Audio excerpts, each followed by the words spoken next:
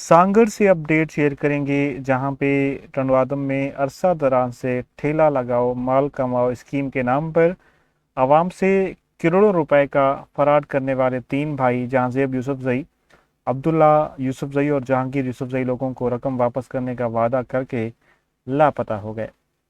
عوامی احتجاج اور سوشل میڈیا پر خبروں کے باوجود انتظامیہ نے ملوث ملزمان کے خلاف کوئی کارروائی نہیں کی۔ متاثرین کی بڑی تعداد نے مختار کار کے دفتر کے سامنے احتجاجی مظاہرہ کیا۔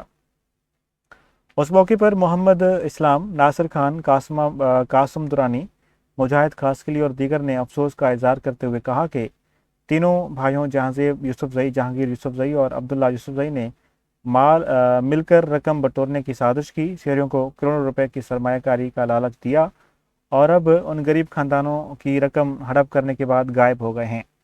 اب روزی روٹی کھونے کے بعد فاقہ کشی پر مجبور ہیں۔ انہوں نے اعلیٰ حکام سے انصاف کا مطالبہ کیا ہے۔